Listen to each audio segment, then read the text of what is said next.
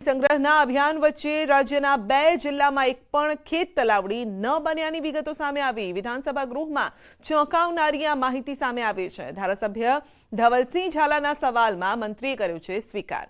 સાબરકાંઠા અને અરવલ્લી જિલ્લામાં છેલ્લા 2 વર્ષમાં એક પણ ખેત તલાવડી નથી બની। કોઈ અધિકારીની જવાબદારી ફિક્સ કરવા માટે ધારાસભ્યએ પણ રજૂઆત કરી છે। ખેત તલાવડી યોજનામાં ખેડૂતોને તલપત્રી મોડી મળતી હોવાની ધવલસિંહની ગૃહમાં ફરિયાદ છે।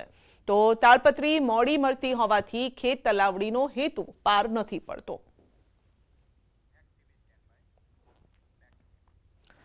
ગુજરાત કોંગ્રેસને લઈને સૌથી મોટા સમાચાર છે। એપ્રિલથી ગુજરાત કોંગ્રેસ એક્ટિવ મોડમાં આવશે। કોંગ્રેસ ગુજરાતમાં શરૂ કરશે યાત્રા। રાષ્ટ્રીય અધિવેશન પૂર્ણ થતાની સાથે યાત્રા શરૂ થશે। કોંગ્રેસ સમગ્ર ગુજરાતમાં સંવિધાન બચાવો યાત્રા કાઢશે। 14મી એપ્રિલ આંબેડકર જયંતિના દિવસથી શરૂ થશે યાત્રા।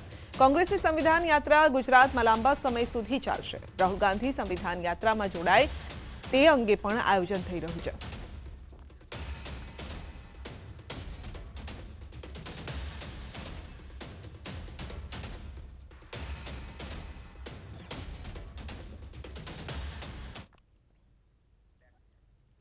બુલેટિનમાં આગળ વધીશું નાનકડા બ્રેક બાદ।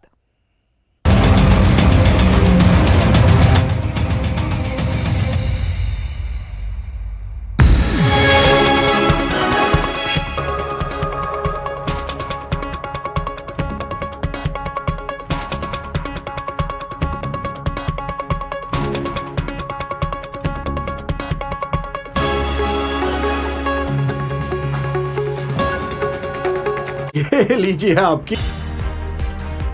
વીરપુર જલારામ બાપા મામલે ટિપ્પણીનો વિવાદ ઠર્યો। વડતાલ સ્વામિનારાયણ સંપ્રદાયના દેવ સ્વરૂપ સ્વામી અને લોહાણા સમાજ વચ્ચે થઈ સમજૂતી।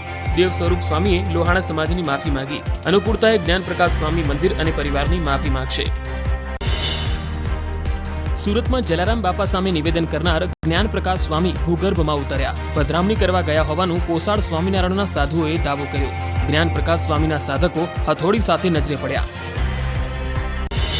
વીરપુરમાં રઘુવંશી સમાજના આગેવાનોએ નિવેદનને વખોડી કાઢ્યું। જો આવું કોઈ સાહિત્ય હોય તો લઈને વીરપુર આવે। જલારામ બાપાએ ગુણાતીત સ્વામી પાસે આશીર્વાદ લીધા હોવાનું જ્ઞાન પ્રકાશ સ્વામી આપ્યું હતું નિવેદન। વીરપુર જલારામ ધામના ગાદીપતિની વેપારીઓને અપીલ। રઘુરામ બાપાએ વીરપુરના વેપારીઓને આવતીકાલ સવારથી વેપારી ધંધા ફરી શરૂ કરવા કરી અપીલ। જલારામ બાપા અંગે વિવાદિત ટિપ્પણી બાદ વેપારીઓએ બંધ પાડ્યો હતો।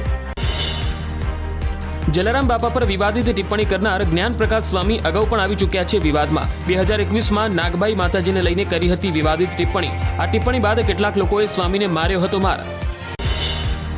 સ્વામિનારાયણ સ્વામી જ્ઞાન પ્રકાશના વિવાદિત નિવેદનને લઈને રાજ્યભરમાં આક્રોશ। જ્ઞાન પ્રકાશ સ્વામીના વિવાદિત નિવેદન બાદ ભક્તો લાલઘુમ થયા। સ્વામીએ કરેલી વાતને ઇતિહાસથી વેગળી ગણાવી। સ્વામિનારાયણના સંતની જલારામ બાપા પર ટિપ્પણીથી ભક્તોની લાગણી દુભાઈ। વીરપુરમાં એક વૃદ્ધા બાપાનો મહિમા કહેતા ભાવુક થઈ ગયા। જલારામ બાપા પર સ્વામીએ કરેલી ટિપ્પણીને લઈને